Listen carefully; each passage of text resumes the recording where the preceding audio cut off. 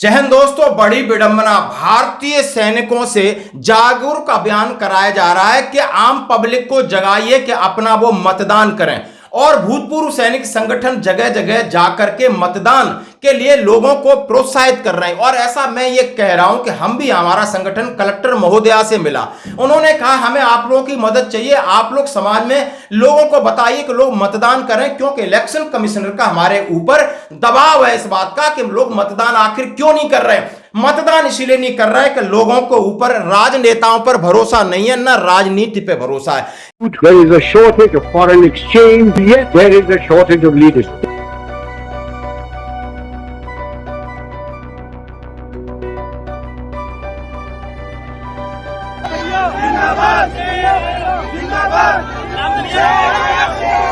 मत भेजिए, गुंडा मत भेजिए। हमने तो आपकी पुलिस देखी है, आपका जेल देखा है। ना तो किसी पार्टी के कहने से, ना वो हमने किसी संगठन के कहने से। ये भारत के सैनिकों को देशद्रोह वो बताता है, रेपिस्ट बताता है, उसका इलाज कर दिया है। आप लोगों को न्यूज पहुंच जाएगी सभी को। बहुत बढ़िया।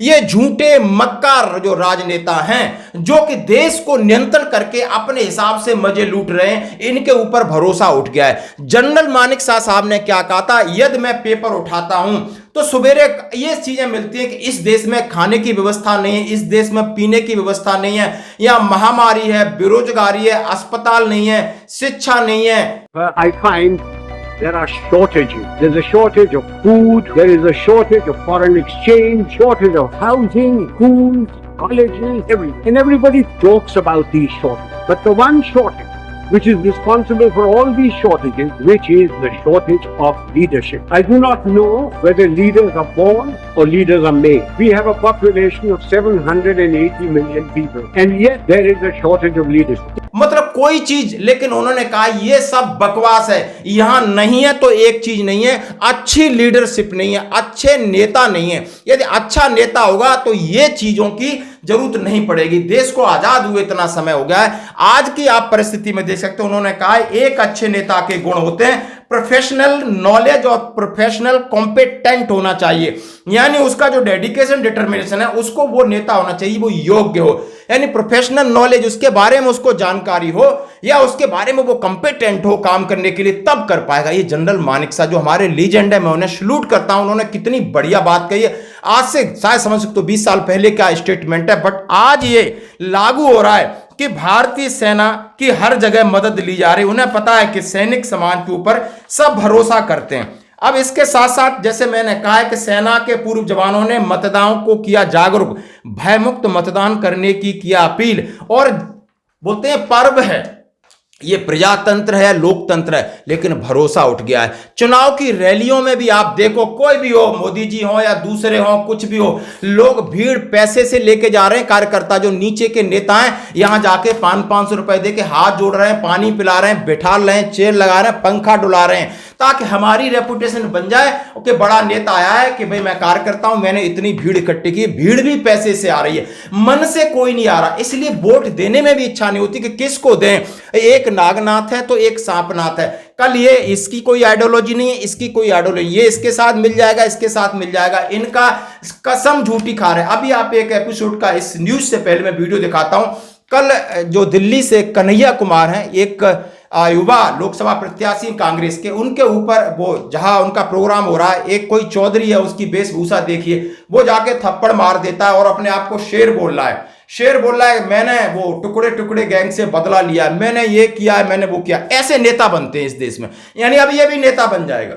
इसको दूसरी पार्टी, ये भगत सिंह बनने वाले हैं। ये अंग्रेजों से नहीं लड़ेंगे, बुराइयों से नहीं लड़ेंगे, ये आपस में लड़ाएंगे और अपना चेहरा टेढ़ा मेढ़ा मूंछ करके सामने आ जाएंगे, ताकि हमें पार्टी में कोई पद बुत मिल जाए, और हमने वेशभूषा बना ली और हमने दिया, और अपना वीडियो वो खुद ही डालना। इतना सारा होने के बाद पुलिस और प्रशासन चुप है। आप देख सकते हो पुलिस और प्रशासन चुप है, आराम से चल रहा है। तो ये है, ये लोग बेवकूफ बना रहे हैं। और नेता बनने का शॉर्टकट तरीका है कि भाई कोई अच्छा आदमी नेतागिरी नहीं कर सकता, ऐसे ही लोग जाते हैं।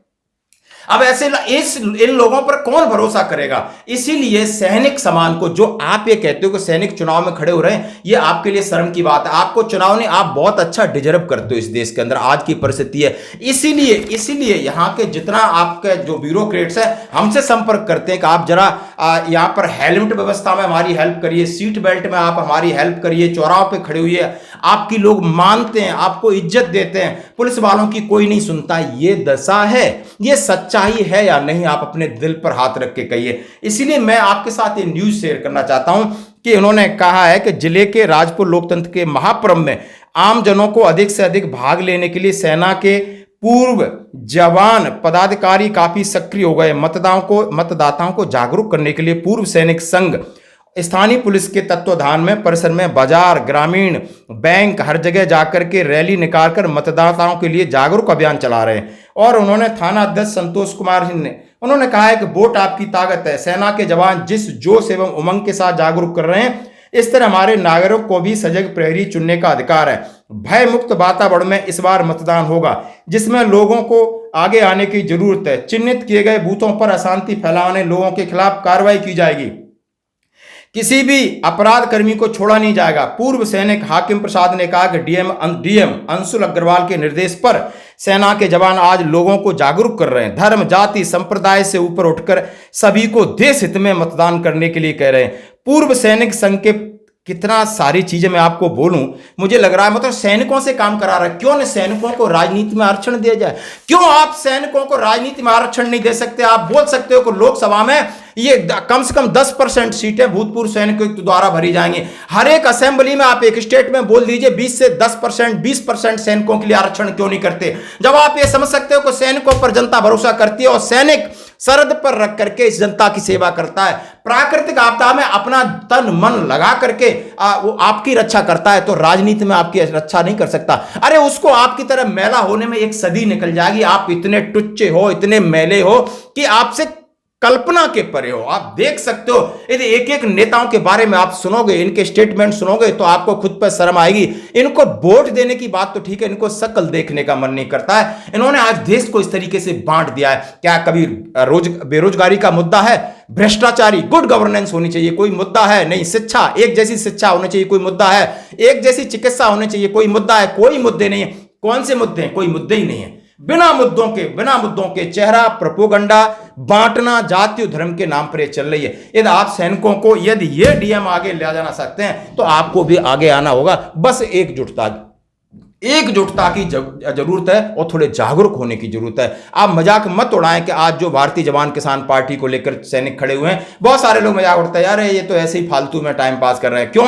आपके अंदर वो स्वाधीनता वाली या सेल्फ रेस्पेक्ट वाली बात है ही नहीं। आप अपने आप को कम नापते हो, दूसरे लोगों को आप भगवान समझते हो, और ये टेंडेंसी जब तक आपके दिमाग में रहेगी, बदलाव संभव नहीं है। धन्यवाद। ए साहब, गुंडा मत भेजिए, गुंडा मत भेजिए। हमने तो आपकी पुलिस देखी है, आपका जेल देखा है। आपको जितनी कोशिश करना है कर लीजिए।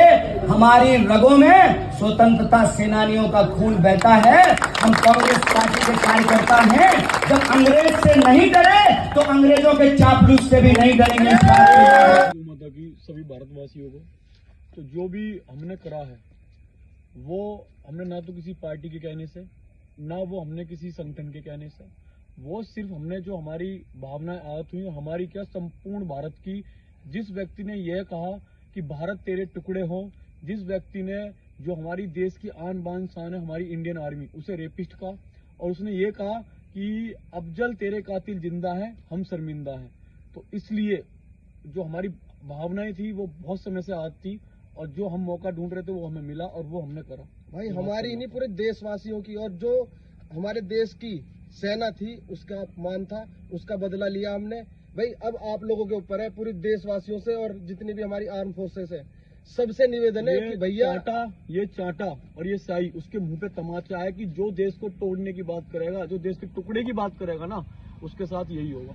और पार्टियों को देखो, ये संसद में बिठा रहे हैं, इसे संसद में बिठाने का, भाई ये देश को तोड़ने की बात करेगा, हमसे दिल्ली में ही नहीं घुसने देने के। हमारे साथ पता नहीं है क्या होगा क्या नहीं होगा, हमें कुछ नहीं पता हमारे साथ इसके बाद क्या होने वाला है। लेकिन सभी देशवासियों से बस यही चाहते हैं कि बस जो है आपके सब आपको समर्पण कर दिया। आप लोगों के ऊपर है, सब कुछ आप लोगों के ऊपर छोड़ दिया। जो हमने करा है सिर्फ अपनी मातृभूमि से प्यार था, हमें अपनी आर्मी, इंडियन आर्मी से प्यार था, बस उसके लिए, उसकी इज्जत के लिए। देश के टुकड़े नहीं होने देश के देंगे, टुकड़े नहीं होने देंगे, चाहे कुछ भी हो जाए। जय श्री राम, जय गौ माता, भारत माता की जय। जय हिंद, जय भारत। जय श्री राम भाई, जय गौ माता की। जिस कन्हैया लाल ने नारे लगाए थे कि भारत तेरे टुकड़े हो, अफजल तेरे कातिल जिंदा हैं, हम शर्मिंदा हैं। दे दो भाई, सर फट चुका पूरा। दोनों भाइयों ने चांटे का जवाब दिया है। चौथे पुस्ते पे रैली थी यहाँ पे, चौथे पुस्ता उस्मानपुर पे रैली थी भाई, और वहां बोल के मुंह पे साई फेंक कर, मुंह पे चाटा देके जवाब दिया है कि भारत के टुकड़े कोई नहीं कर सकता जब तक हमारे जैसे सनातनी शेर जिंदा है। जो उसके भक्त थे, जो सेवक थे, वो सर फाड़ दिया भाई, मेरा सर भाई फट गया। देश को तोड़ने की बात करता है, इसे दिल्ली में भी नहीं घुसने देंगे। ये भारत के सैनिकों को देशद्रोह वो बताता है, बलात्कारी, रेपिस्ट रेपिस्ट बताता है। इसका इलाज कर दिया है, आप लोगों को न्यूज पहुंच जाएगी सभी को। बहुत बढ़िया इलाज कर दिया, जो कहा था वो कर दिया। जितने भारत भी माता आर्मी की के जय, जितने भी जवान हैं, भारत माता की जय, सबका बदला लिया जी। इंडियन आर्मी जिंदाबाद, गौ माता की जय, जय जय श्री राम, जय गौ माता की, जय गौ माता की। भारत माता की जय।